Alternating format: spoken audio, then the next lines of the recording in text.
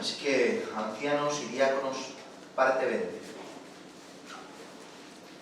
Vamos a hacer la lectura como corresponde. 1 Timoteo capítulo 3, versos 8 al 13. Cambiamos de párrafo en el sermón anterior. Dice: los diáconos asimismo deben ser honestos, sin doblez, no dados a mucho vino, no codiciosos de ganancias deshonestas, que guarden el misterio de la fe con limpia conciencia, y estos también sean sometidos a prueba primero, y entonces ejerzan el diaconado, si son irreprensibles. Las mujeres asimismo sean honestas, no calumniadoras, sino sobrias, fieles en todo. Los diáconos sean maridos de una sola mujer y que gobiernen bien sus hijos y sus casas, porque los que ejerzan bien el diaconado ganan para sí un grado honroso y mucha confianza en la fe que es en Cristo Jesús. Amén a su palabra. Amén. Bien, en el sermón anterior comenzamos con la parte la cual atiende todo lo que tiene que ver con el diaconado. Entramos de lleno al tema del diaconado. Entre otras cosas, estuvimos hablando sobre qué es un diácono. Hicimos la pregunta de qué es un diácono. Por un lado, descartando aquello que no es. Sabiendo lo que no es, nos acerca más a la realidad de lo que es un diácono. Y por el otro, hablando de su definición más significativa. ¿Recuerdan cuál es la definición más significativa del diácono? Tenía que ver con ser siervo, con el servicio. Aquel que está puesto y dispuesto para servir a Dios, sirviendo a la Iglesia. También estuvimos hablando cómo surgió este oficio y cuál es su origen. ¿Recuerdan? Y para ello tomamos Hechos 6, para poder ver cuándo surgió esta figura, entendiendo que no fue un ministerio dado por Dios para perfección de los santos, como los que ya conocemos, sino más bien un oficio que desempeñó una tarea específica en base a una necesidad, surgido por una necesidad, me reitero en esto, puntual, que se convirtió en algo vital en las iglesias locales que iban emergiendo en el primer siglo. En el día de hoy vamos a ver los dos siguientes puntos de los 6 que mencionamos en nuestra introducción, en el sermón anterior, los cuales tocaremos en esta tarde, sus funciones y tareas, y cómo es que se establecen y se escogen los diáconos, para terminar en un tercer sermón, el domingo, si Dios quiere, sobre cuáles son sus requisitos y si puede una mujer ser diaconisa en medio de la congregación o no. Bien, una vez establecido su origen, como estuvimos hablando, y aquello que es un diácono de una forma general, maticemos un poco más acerca de estas tareas que tiene un diácono.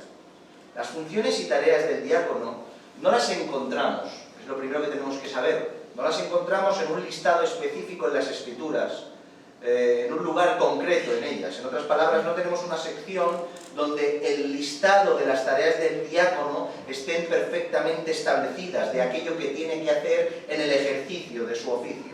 No obstante, estas las discernimos a través de todos los datos e información general que tenemos de ellos, esparcidas por las diferentes secciones que los diáconos aparecen. ¿Entienden esto? Por un lado, ya hemos determinado que los diáconos no se encargan de asuntos relacionados con la perfección de los santos. Cosas como la predicación, la enseñanza, el trato, etc., no son prerrogativas del diácono, sino prerrogativa de los ancianos de la Iglesia. Esto nos facilita la tarea de discernir mejor cuáles son sus funciones, ya que sabemos que no tiene que ver estrictamente el servicio del diácono con los asuntos espirituales, sino más bien con los asuntos de carácter material.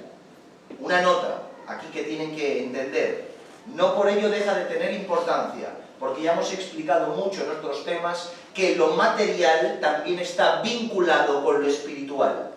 No hay cosa como algo carnal y algo espiritual, no, sino que las acciones de la carne y lo que tiene que ver con lo material tiene una vinculación y una connotación espiritual. Por tanto, aunque hablemos de aspectos materiales, no están desasociados de los aspectos espirituales. ¿Me siguen? Amén. Descartado aquello que sabemos que no hace, avancemos hacia lo que sí.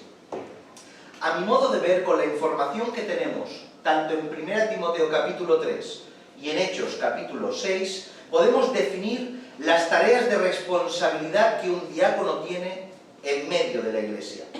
En estos versos podemos ver cómo los diáconos fueron escogidos para el desempeño de unas tareas específicas, las cuales tenían que ver con la gestión y administración para la atención de las viudas que estaban desatendidas. Esto es lo que ocurrió. Para esa tarea no se podía escoger a cualquiera, ya que se necesitaba gente capacitada con los dones y cargas necesarias para el buen desempeño de esa tarea, y es por eso que encontramos tantos requisitos para poder ser apto para el desempeño de dicha tarea. En principio, la tarea de servir las mesas, tal cual lo cita en Hechos 6, tal cual mencionan los apóstoles, pareciera ser una cosa sencilla, ¿verdad?, que todos pueden hacer, pero, mis hermanos, para nada tiene que ver con eso. Nada más lejos de la verdad. Es una tarea sencilla. Es por eso que entre los requisitos que encontramos, y analizaremos algunos de ellos en el próximo sermón, encontramos cosas como buen testimonio, llenos del Espíritu Santo y sabiduría, ser honestos, sin doblez, no codiciosos de ganancias deshonestas.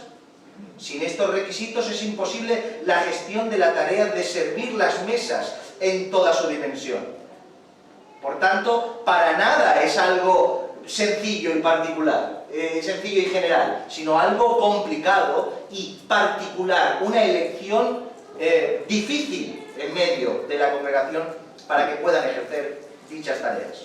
Por tanto, con el conocimiento base que nos ofrecen tanto los requisitos como lo acontecido en Hechos 6 a la hora de su elección, podemos determinar cuál es la función básica y principal del diaconado. Son los encargados de las necesidades materiales de la congregación y su membresía. Amén. Lo voy a volver a repetir. El oficio, la tarea general básica del diácono tiene que ver con que son los encargados de las necesidades materiales de la congregación y su membresía. Esta tarea de base y principal nos ayuda a completar el resto de sus funciones en medio de la Iglesia. O sea, conociendo esta tarea, podemos agregar adjuntar a esta tarea el resto de sus funcionalidades. En otras palabras, si son los encargados de las necesidades materiales de la congregación, tendrán que hacerse cargo y responsables de todo lo necesario para el ejercicio de dicha función. ¿Y cuáles son aquellas cosas necesarias para el desarrollo de su ejercicio que el diaconado se debe hacer cargo? En primer lugar, el diácono tiene que tener la labor continua de la supervisión de la congregación a nivel material. Es un supervisor de las necesidades materiales de la congregación y su membresía. Tiene que estar pendiente de las necesidades que hay en medio del pueblo. Con esto no estoy diciendo que estén preguntando cada culto qué necesitan o cómo están cada persona, pero sí que tiene que tener un ojo y medio puesto en la congregación en cómo están, en cómo les va el trabajo, si han tenido alguna dificultad, si están enfermos, etcétera, etcétera, para saber discernir cuál es el momento adecuado que surja una necesidad para poder suplirla en base a los parámetros que establecen las Escrituras, obviamente, no en base a su criterio unilateral e individual. Amén. Aunque el pastor, mis hermanos, está al servicio de aquellos, de toda la membresía que tenga la necesidad, y tiene que atender cualquier necesidad material que salga, sea donde sea, aquí estamos, para poder prestar oído y servicio a la Iglesia. El diácono también tendrá que atender a los hermanos que lleguen con cualquier necesidad, o bien propia, o bien de cualquier otro hermano de la congregación. Por tanto, el diácono se convierte en una figura puesta en la Iglesia para ser oído y carga de aquellos que vienen con necesidades materiales. Nunca desvinculados de los ancianos, pero conjuntamente con ellos, se hacen también carga y responsable de escuchar y de atender las necesidades en un contexto material de la propia congregación. ¿Entienden esto? Para ello tendrán que saber escuchar. Tendrán que saber poner el oído, poner en balanza y previo análisis si es necesario consultar, atender la necesidad que se les presenta y consultar a los ancianos y exponerles los casos que vengan, atenderlos, conocer si son posibles o no para poder dar una respuesta o reservársela y coger más información. Noten la dificultad del diaconado y su ejercicio, de su oficio. El diácono será preferiblemente, ¿han entendido este punto? Otro. El diácono será preferiblemente el encargado de las ofrendas de la iglesia y todo lo que tiene que ver con la economía de la iglesia. No significa que si hay diversidad de diáconos todos se encarguen de lo mismo, pero sí que a un nivel, lo que es la ofrenda y la administración económica de la iglesia tiene que estar en manos de los diáconos, sea uno, dos o los que tengan que estar, pero es de esta manera.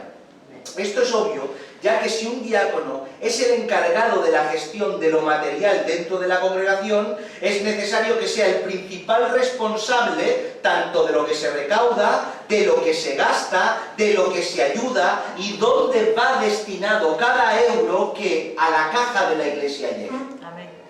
Si tengo que ser responsable de las necesidades puntuales en un contexto material que salen en medio de la congregación, también tengo que ser consciente de que tengo que ser responsable del dinero que hay dentro de la congregación, que se recogen por medio de las diversas ofrendas. Por tanto, tendrá que estar pendiente de la gestión, recaudación y administración del dinero de la congregación con todo lo enorme que eso implica. Más, el diácono, después de haber supervisado y gestionado todo lo mencionado, deberá organizar y saber organizar dicha distribución de la mejor manera posible, ya bien sea dentro de la congregación o yendo y visitando a los hogares que hay necesidades. Por tanto, tendrá que saber gestionar el momento, tendrá que saber gestionar el día y la manera para atender las necesidades o bien aquí en la congregación o bien en los propios hogares. Es por eso que vemos que se le pide al diácono que sea marido de una mujer. Seguramente por la necesidad y facilidad que otorga ir acompañado de tu esposa para las tareas dentro de los hogares de las diferentes familias de la iglesia. Y ahí está ese requisito. Dicho sea de paso, hago una pregunta. Ya que hemos establecido que el diácono no se encarga de aspectos espirituales de la congregación, por tanto, hago una pregunta. Para un diácono, ¿puede un diácono, estando en casa de una familia de la congregación, atendiendo un bien material, alentarlos con las escrituras y orar con los hermanos, lo cual está directamente vinculado con aspectos espirituales? Por supuesto que sí. Es más, creo que se debe hacer así, ya que como cualquier hermano estamos llamados a ayudar, a bendecir, a cuidar, a alentar, a exhortar y a orar con nuestros hermanos. Cuando llevamos pan al necesitado, no solo llevamos algo material, sino que detrás del pan está la caricia del pan. Por eso esa necesidad que se atiende en lo material va directo no al estómago de la persona, sino a su alma. Sí, Señor. ¿Entienden esto? Sí. Ahora bien, el diácono no lo hará porque se vea comprometido por causa de su diaconía.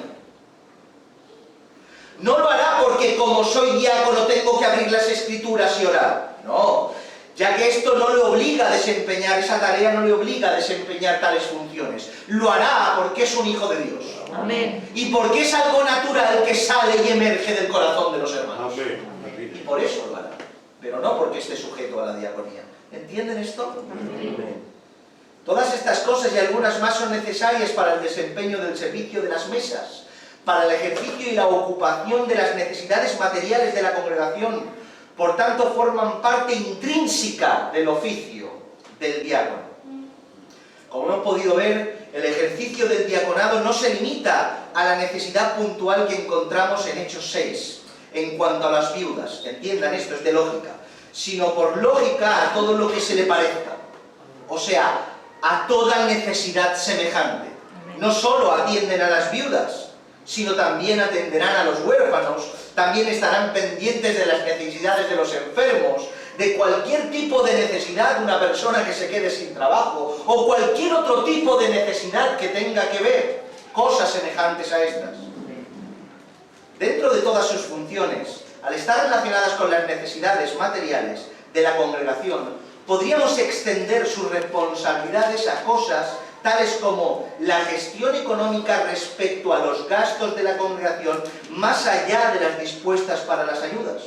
Si un diácono se hace cargo de los bienes materiales de la congregación, de la caja de la congregación, para poder distribuir así que nadie pase necesidad, al estar a su cargo la economía de la Iglesia, es por lógica que también atienda las diferentes cuestiones que tienen que ver con dicha economía. ¿Me entienden? Por tanto, todos los gastos que tienen que ver con los alquileres y su administración que puedan surgir en medio de la congregación, suministros, salarios, eventos, actividades dentro de la congregación, atender a las visitas en todo este sentido, tiene que ver con la gestión administrativa de la economía de un diácono. Y por último, se podría extender a la supervisión y a organización con lo relacionado con el servicio de culto, sus labores y tareas. Abrir y cerrar la congregación, acomodar a los hermanos en sus asientos, supervisar para que todo pueda hacerse en orden y en corrección, supervisar y gestionar el mantenimiento de la iglesia cuando ésta lo requiera, etc. Pero en mi opinión, estos últimos quehaceres, aunque posibles en su servicio y adjuntados posibles en su servicio, son para mí los menos relevantes y los que menos distinguen la funcionalidad de un diácono. O sea, es curioso que lo que está por encima en la mayoría de congregaciones de lo que un diácono tiene que hacer, en mi humilde opinión, por lo que veo en las Escrituras, es lo que menos se asemeja y se le adjudica a las labores de un diácono.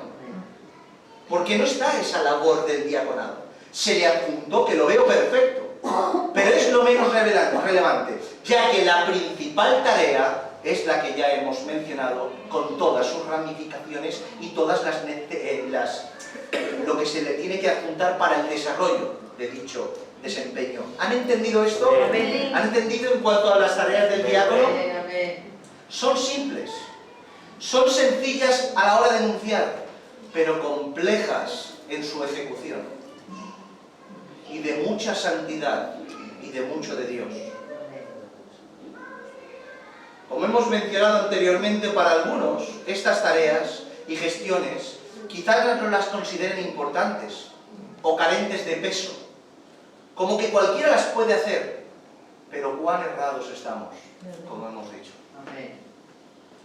Es por eso que me gustaría destacar, más allá de las tareas que hemos mencionado, la gran importancia que tiene este oficio en medio de la Iglesia. Para que podamos sumar las tareas mencionadas, no a 4 gestiones, sino a la gran importancia que tienen esas gestiones. Permítanme explicarlo. Lo primero que me gustaría decir, y aunque sea reiterativo, pero me da igual, reiterativo en esta idea, es que la importancia del diaconado la podemos ver en los propios requisitos que se les exigen. ¿Cómo no va a ser importante si se me exige tales demandas? Honestos, sin doblez, no dados a mucho vino, no codiciosos de ganancias deshonestas, que guardan el ministerio de la fe con limpia conciencia, irreprensibles, maridos de una sola mujer, que gobiernen bien sus hijos y sus casas, buen testimonio, llenos del Espíritu Santo, llenos de sabiduría. ¿Ustedes creen que Dios va a exigir tales requisitos para una simple gestión que cualquiera puede hacer? Para nada, mis hermanos. Para nada en absoluto. Estos requisitos van acorde con la importancia del diaconado. Pero hay mucho más, mis hermanos, en cuanto a la importancia. Escuchen esto. Las Escrituras nos enseñan muchos principios y tareas, las cuales no pueden estar puestas en cuestión. son aquellas cosas que están en un contexto de mandato directo. Y el ejercicio de la misma tarea se considera no solo vital, sino obligatorio para la Iglesia y para los hijos de Dios. Amén. Cuando Dios manda, solo podemos obedecer. No hay posibilidad de otra cosa. Amén. ¿Y a qué nos referimos con este tipo de tareas y labores que están en un mandato y en un contexto de obediencia tan importantes? Pues entre otras, el sostenimiento del pobre, el sostenimiento de la viuda, el sostenimiento del huérfano. En otras palabras, el cuidado de los necesitados en medio de su pueblo. Amén. Permítanme leer. Deuteronomio capítulo 15, versos del 7 en adelante. Cuando haya en medio de ti, no estamos llamados que ayudemos todo lo que podamos, y el Señor nos llene recursos para poder ayudar a todo el mundo, pero una iglesia no es una ONG. Amén. Amén. No es una ONG, no tenemos que... el Señor permita que podamos ayudar a cuantos más mejor de fuera, pero estos mandamientos están ligados absolutamente a los que están en medio de ti. No significa que le cierres la mano al necesitado, cualquiera, incluso los enemigos, habla la Biblia. Pero estos mandatos son sobre todo para los que están en medio del pueblo. Cuando haya en medio de ti menesteroso de alguno de tus hermanos, en alguna de tus ciudades, en la tierra que el Señor tu Dios te da, no endurezcas tu corazón, ni cerrarás tu mano contra tu hermano pobre, sino abrirás a él tu mano liberalmente, y en efecto le prestarás lo que necesite. Guárdate de tener en tu corazón pensamiento perverso diciendo: cerca está el año séptimo, el de la remisión, y mires con malos ojos a tu hermano menesteroso para no darle, porque él podría clamar contra ti al Señor y se te contará por pecado. Si falta, le darás, y no serás de mezquino corazón cuando le des, porque por ello te bendecirá el Señor tu Dios en todos tus hechos y en todo lo que emprendas, porque no faltarán menesterosos en medio de la tierra. Por eso yo te mando diciendo: abrirás mano a tu hermano, al pobre y al menesteroso en medio de tu tierra. Amén. Amén. Levítico 23, 22. Cuando segaréis la mies de vuestra tierra, no segaréis hasta el último rincón de ella, ni espigarás tu siega. Para el pobre y para el extranjero la dejarás, dice la Escritura. No vayas hasta el último recoveco. Deja algo para el que viene detrás y no tiene campo fuera de recoger. Amén. Amén. Muy bien. Gálatas capítulo 2, verso 10. Solamente nos pidieron, habla Pablo, que nos acordásemos de los pobres, lo cual también procure con diligencia hacer. Noten la importancia del pobre. Cómo las Escrituras nos muestran que la manutención, preocupación y ayuda hacia los necesitados es un mandato continuado a lo largo de las Escrituras. Amén. No solo son leyes del Antiguo Testamento que pasaron, sino inclusive en Pablo, que tenía una misión tan inconmensurable y grande como llevar el Evangelio a los gentiles, se le llamaba la atención diciendo: oye, que es verdad, pero no te olvides de los pobres, ¿eh? Y iba Pablo recogiendo las ofrendas, llevándolas para los necesitados que estaban en Jerusalén y en todos los lugares, porque la mantención del necesitado en medio del pueblo es un mandamiento que proviene del cielo. Amén. ¿Lo han entendido? Amén. Por tanto, si la tarea principal del diácono es la supervisión y cuidado de las necesidades del medio de la congregación, estamos diciendo que la principal labor del diácono tiene que ver con impulsar, ayudar y salvaguardar a la propia iglesia de que infrinja tal mandamiento y de que guarde la ley del Señor en cuanto al pobre, el huérfano y la viuda y el necesitado en medio de la iglesia. Amén. Se encarga de que este mandamiento dado por Dios no se descuide en medio de su pueblo. Fíjense si es imprescindible y necesario e importante el diácono. Así pues, la importancia del diácono no reside quizá en la multitud de sus tareas, que desempeña, sino la importancia en que éstas tienen, ya que gracias al buen desempeño del diaconado se garantiza el cuidado del necesitado en medio de su pueblo. Amén. ¡Qué dimensión! ¡Qué dimensión de lo que es un diácono! Joseph Urban dice que le da un título al diaconado maravilloso. Dice que el diaconado es un servicio de misericordia. Aleluya. De verdad que me quebrantó, este hermano es una maravilla, me quebrantó. Es un servicio de misericordia, el diaconado. Y cuánto me gusta esta definición. Ya que el diácono se encarga de aquellos que tienen necesidad de la extensión de la misericordia hacia ellos. Esa es la labor del diácono, extender el brazo de la misericordia. Pero lo grandioso de esto es que no es nuestra misericordia, ni la misericordia del diácono, sino la misericordia de Cristo a través de la mano de la Iglesia y a través de la mano del diácono. Amén. Cristo extiende su brazo de misericordia a través de la gestión de la Iglesia y su diaconado. Amén. Es brutal, mis hermanos. Un oficio, ministerio de misericordia. Es por eso que el diaconado es un oficio que está ligado completamente al corazón de Cristo. Está ligado completamente a la voluntad de Dios. Si hay algo que caracterizó y caracteriza a Jesucristo, es que su paso por la tierra eran continuos actos de misericordia. Amén. Cristo, aunque desempeñó su ministerio de una forma directa, noten 3 años y poco, de una forma directa, concisa, clara, firme, no le impidió en ningún momento desatender a todo aquel que venía a él. Todos aquellos que venían con necesidades, a pesar de la gran labor que tenía, lo interrumpía todo para tratar la necesidad Amén. del necesitado. Amén. Enfermos, hambrientos, desamparados, viudas, huérfanos, siempre tenía un hueco para ellos. Amén. Es por eso que leemos cosas como Mateo capítulo 9, verso 36. Y al ver las multitudes, tuvo compasión de Amén. ellos. Amén. O en Mateo capítulo 20, 28, como el Hijo del Hombre no vino para ser servido, sino ¿para qué? Para ejercer diaconía. Amén.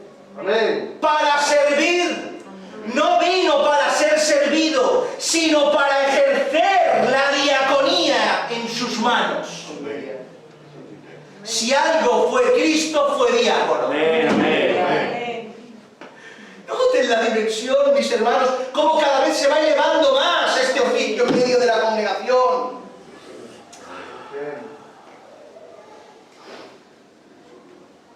Por eso decimos que el diaconado es un oficio altamente importante en medio de la congregación de los santos, ya que manifiesta la misericordia de Cristo mediante el ejercicio de sus labores.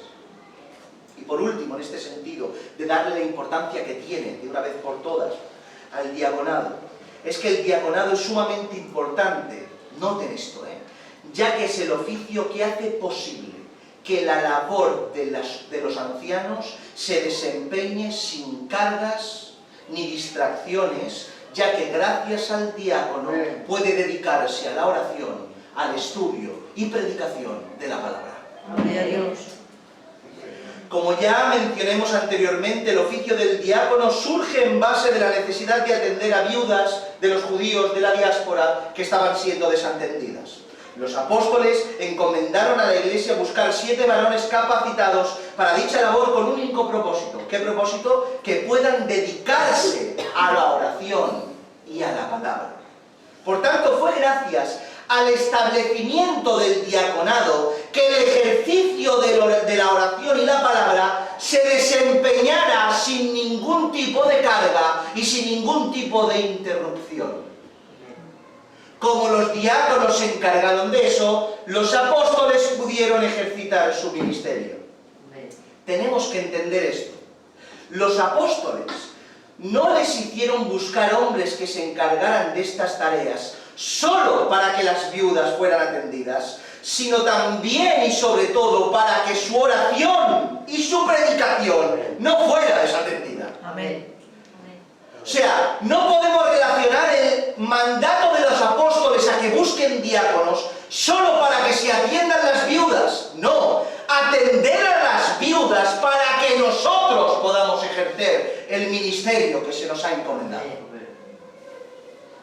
¿Entienden esto? En otras palabras, nunca las viudas hubieran estado desatendidas. Una vez conocida la necesidad, las viudas hubieran estado atendidas. ¿Qué se hubiera desatendido? Si hubiera desatendido la oración y la predicación de la palabra. Los propios apóstoles, movidos por la necesidad y el mandamiento, hubieran tenido que haber sacado tiempo de su oración y tendrían que haber habido sacado tiempo del estudio y predicación de la palabra para atender a la viuda de la necesidad que tenía en medio de la congregación. Si no había nadie que lo hiciera, ellos lo tendrían que haber hecho, disminuyendo su oración y disminuyendo la predicación de la palabra para atender a una viuda, a un huérfano que se estaba muriendo. No habían ONGs, no habían lugares, se morían, mis hermanos. Y lo tendrían que haber hecho. Es por eso que el diaconado se estableció no solo por vía del necesitado, sino para que gracias a su oficio en medio de la congregación, la predicación siempre fuera proclamada. Amén. ¿Notan la gran dimensión? Solo lo noto yo. La importancia. Fíjense si el diaconado es tan necesario que bien desempeñado es vital para que la palabra no se descuide. Amén. Para que la oración del siervo y el estudio de la escritura y la predicación sean lo más importante que el anciano haga. Para que estas necesidades, aunque el pastor y los ancianos estén aquí haciendo las cosas, acompañando, supervisando, expuesto a hacerlo todo, sepa que hay hombres del Señor en medio de la congregación que están con 7000 ojos mirando que no haya ningún tipo de necesidad, para que haya tranquilidad y sosiego mientras que el siervo está en su habitación orando y estudiando las Escrituras. Para predicar, instruir y perfeccionar a los santos para la obra del ministerio. Amén. Amén. Fíjense la importancia y lo que es vital para el diácono. No son colocar 4 sillas lo vital, Amén. Amén. sino esta verdad bíblica Amén, amén. que eleva la función del diácono a cosas increíbles, mis hermanos. Amén. ¿Entienden esto? Amén. Tenemos que ser conscientes de que no es lo que nosotros digamos, o lo que nosotros supongamos, o lo que repitamos cual loros, porque los hacen los demás. La Biblia es la que tiene la palabra. Amén. La Biblia es la que nos da las soluciones, la que nos anula el pensamiento y nos dice, no, es que no es lo que tú dices, es esto y esto y esto. Por tanto, sus labores tan increíbles tienen un nivel de la mayor importancia para el buen desempeño y desarrollo en medio de la iglesia. Amén. Fíjense si es grande y enorme esto. Una última cuestión a tratar hoy, porque quiero tratarla hoy rápidamente y terminamos. Tiene que ver con cómo se escogen los diáconos en medio de la iglesia. Muy rápido. Lo primero que tenemos que decir es que el diácono no es un autollamado. El diácono no se autoproclama diácono. Uno no establece su diaconado porque desea servir en la iglesia, aludiendo incluso que quizá que tenga las cualidades y requisitos, incluso cargas necesarias. No se autoproclama, sino que está sujeto a Dios, a su palabra, mediante la supervisión del pastor y de la iglesia. Uno le dice, yo soy diácono, sirvo como diácono, sin que nadie lo hubiera puesto. Para nada. Tiene que estar sujeto a todos estos parámetros. El modus operandi para la elección de los diáconos es muy similar a la elección de los ancianos. Muy similar. Tenemos unos requisitos necesarios para poder optar a la diaconía, una puesta a prueba de estos requisitos y su función, y la Iglesia y los ancianos supervisando el proceso y eligiendo y estableciéndolos en última instancia. Por tanto, para hacerlo sencillo, más o menos los pasos deberían ser los siguientes. En primer lugar, se establecen diáconos en consonancia a la necesidad de la Iglesia. Esto es una obviedad. No tiene sentido ser 20 miembros en una congregación y establecer 8 o 10 diáconos.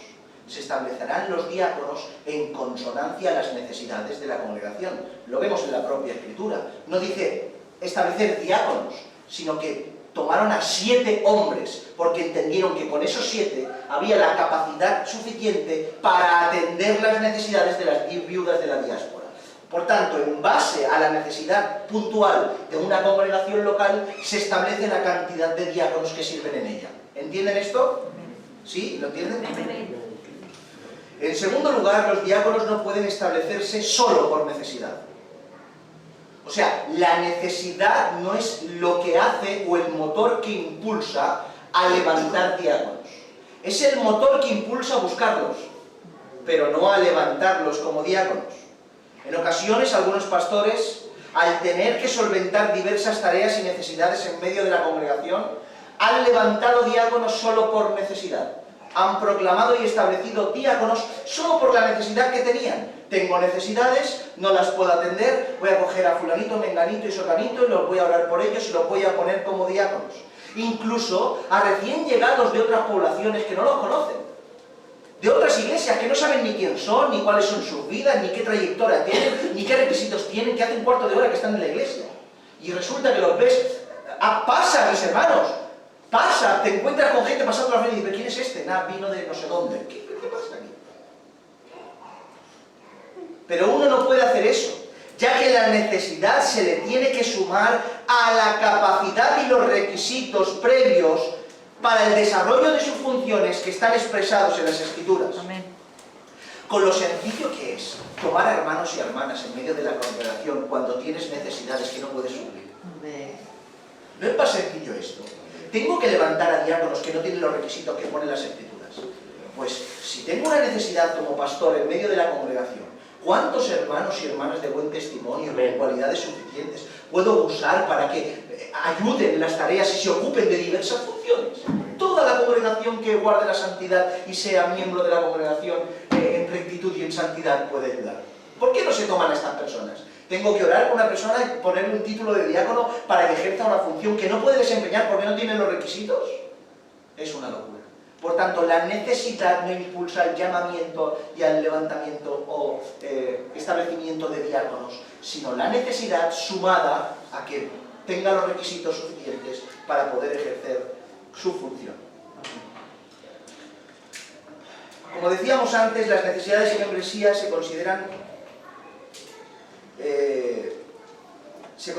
cuántos diáconos harían falta para suplir todas las necesidades. Después de ello, se busca entre la congregación aquellas personas que tengan los requisitos, los dones y el deseo de desempeñar dicha función. O sea, una vez sé la cantidad de diáconos que más o menos se necesitará en medio de la congregación, busco en medio de la membresía cuántos diáconos, cuántas personas tienen los dones, capacidades, requisitos y carga y deseo para desempeñar dicha función. Así, aquí es necesario matizar algo. La única cosa que tenemos que matizar en este sentido de mirar y observar cuáles son los diáconos, cuáles son las personas aptas para poder ejercer el diaconado, desde dónde nace y sale todo esto. Podemos llegar a creer que por lo ocurrido en Hechos 6, en la elección de los diáconos, sea la Iglesia la que tenga que escoger quiénes son aptos y después presentarlos a los ancianos, tal cual ocurrió con la Iglesia en Jerusalén, con la Iglesia de Jerusalén, su membresía, la elección de los 7 y los apóstoles. Pero tenemos que entender su contexto y lo que sucedió para darle una explicación a esto.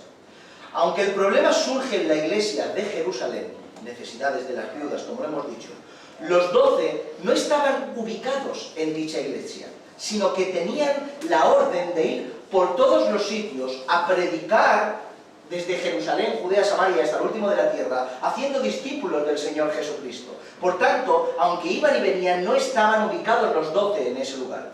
Por tanto, eran desconocedores del día a día de la membresía que se congregaba en Jerusalén y no podían hacer una elección apropiada, ya que no tenían ni el conocimiento ni el tiempo para poder hacerlo. Es por eso que les encomienda a la Iglesia que busquen entre ellos los que debían ser aptos, porque ellos no estaban allí, para así después, previa supervisión, les dieran el visto bueno. Y leemos en Hechos 6:6, a los cuales presentaron ante los apóstoles, quien orando les impusieron las manos. Por tanto, no es el caso de los ancianos de una iglesia local, los cuales están ahí y conocen a la membresía y en casi todas las ocasiones mejor que el resto de la propia iglesia. ¿Me siguen en lo que estoy diciendo? Amén, amén. Por tanto, la búsqueda de los diáconos pasa en primer lugar no solo por el pastor, sino por la iglesia, o sea, no solo por la iglesia, sino en primera instancia por el pastor y después supervisada y puesta a prueba por la iglesia. Porque ese caso puntual dejó en manos de entremedio de ellas a la iglesia porque los apóstoles no estaban, pero no es el caso de un anciano de una iglesia local. Esto significa que no se hable, que los hermanos digan, mira estos hermanos qué capacitados estén, y todo en voz y voto. Para nada no significa esto. Pero quería matizar esto, porque se puede creer que la elección del diaconado, los ancianos de la iglesia lo tienen que dejar a merced y elección de la iglesia. Buscad entre vosotros y venid si me decís lo que hay. No, mis hermanos, sino que se buscan los hermanos, se ponen delante de la iglesia y la iglesia, al igual que los ancianos, supervisa, valora y determina si este hombre, una vez puesto a prueba, puede guardar y practicar su diaconía.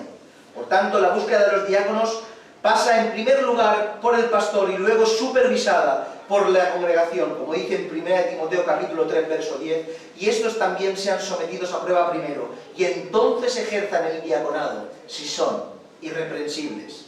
Así pues, después de escogerlos, se analiza juntamente con toda la congregación si son aptos para ejercer su diaconía, para después ser presentados oficialmente a la congregación, orar por ellos y que empiecen a ejercer su labor con disponibilidad y solicitud. Amén. ¿Han entendido muy rápidamente, Amén. más o Amén. menos, la elección muy rápidamente? ¿Cómo más o menos se escogen? Esto no es una pauta punto por punto, pero es una base estructurada más o menos de cómo tiene que ser la elección de los diáconos dentro de la congregación. Para que cuando presentemos a un diácono en la congregación sea previa supervisión con los requisitos necesarios en base a las necesidades de la congregación, visto bueno del pastor, visto bueno de la iglesia, y que ejerza su ministerio tal cual el desempeño que dice la Escritura y no como nos inventemos nosotros, para la gloria de su nombre, Amén. para la estructuración de la iglesia como la Escritura, Dios quiere para con nosotros. Amén. Amén. Así pues, todas estas cosas sé que cuestan comprender, asimilar, intentar entender, pero es lo que nos dice la Escritura. Y si hacemos caso a la Escritura, estoy seguro que todo nos irá bien. Amén. Porque habremos depositado nuestra confianza a lo que las Escrituras dicen en cuanto a todo lo que tiene que ver con la vida de Dios. Oremos al Señor.